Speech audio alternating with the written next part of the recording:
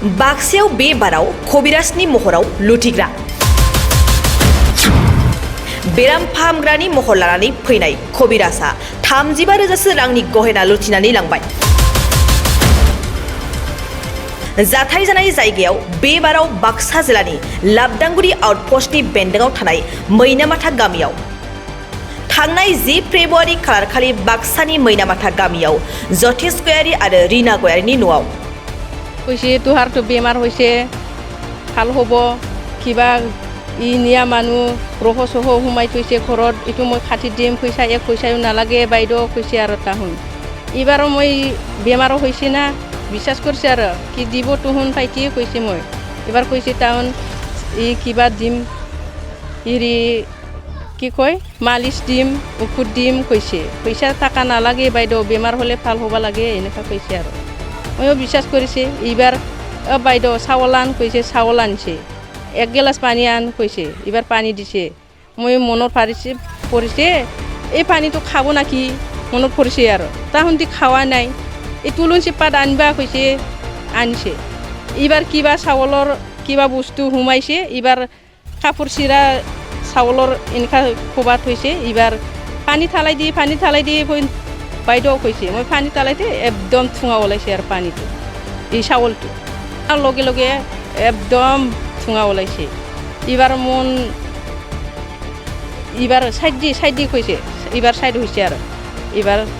কিবা আছে না নাই তামা চামা আছে না নাই কৈছে নাই আমাৰ থামা নাই কেনেকৈ থামা থাকব আমাৰ গৰীব মানুহ এনেকৈ কৈছে মই এইবাৰ তাহুন কৈছে তোহাৰ ঘৰৰ ভিতৰতো ৰূপা মালা আছে কৈছে ৰূপা আন মই পানী ঝাৰু দিম কৈছে এইবাৰ সোণা আছে না নাই সোণা নাই কৈছে তোৰ পিন্ধিয়া আছে দেখোন কৈছোঁ এইবাৰ খুলি দিয়ে কৈছে মই খুলি দিছে আৰু এইবাৰ আৰু তাহুন কাগজত লৈছে সোণা মালা জমায়ে এইবাৰ কিবা সেকা কৰি আছে আৰু তাহুন এইবাৰ আৰু পিছত কৈছে যা বাইদেউ চাউল এক মুঠা আনবি কৈছে এইবাৰ মই ঘৰত সোমাইছে চাউল দিছে চাউলৰ এই মালা টপলাইৰ একবাৰত থৈছে আৰু এইবাৰ পিছত মই চাইছোঁ নকলি শুনায়ো নাই বাজাৰী পৰহি মই ঘৰত নাছিল মই কামলা কৰিব গৈছিলোঁ হাজিৰা কৰি খাওঁতো তেতিয়া মোৰ মাইকীজনে ঘৰত অকলে আছে সেই অৱস্থাত কোনোবা চিনিব নোৱাৰা মানুহবিলাক এনে ফাল্টু ভাংবাজি কথা কৈ বেমাৰ কিবা কিনি ভাল হ'ব হৈ পেলাই সেনেকৈ কৈ পেলাই মোৰ ঘৰৰ পৰা ফোন আৰু সেই ৰোগ সেইবিলাক মিছাও ঠগাই লৈ গৈছোঁ কি কৈছিল মানে মোক যেতিয়া ফোন কৰি মাতিছে ঘৰত কাম কৰি থকা অৱস্থাৰ পৰা তেতিয়া মই আহি পালোঁ তে এনে ভৰিৰ বিষ বা যিকোনো গ্ৰহ চহ সেইবিলাক কাটা যাব গতিকে কাণত হেৰি পিন্ধা সেই সোণা দেখা পায় সোণাখন এই জাৰি আছিল ঠিক জাৰাৰ পিছত সেনেকৈ ঘৰৰ ভিতৰত মানে সেই চাউল একমুঠা লৈ আহক বা কিবা কিনে সেনেকৈ সেই খুজি থাকোঁতে ঘৰৰ ভিতৰত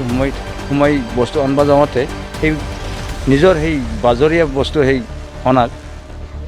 কাগজত দি পেলাই আমাৰ অৰিজিনেল বস্তুটো সেই চুৰি কৰি লৈ গৈছে মোটামুটি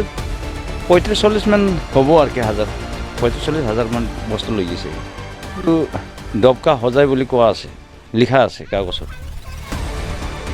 সেই হিচাপত মোৰ হিচাপত তাৰমানে সেইবিলাক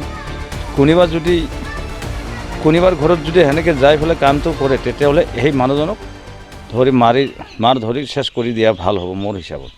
কাৰণ সেনেকৈ আমাৰ অঞ্চলখনত বা দুনিয়াখনত অসমত সেনেকৈ যদি চলি থাকে তেনেহ'লে সকলো মানুহে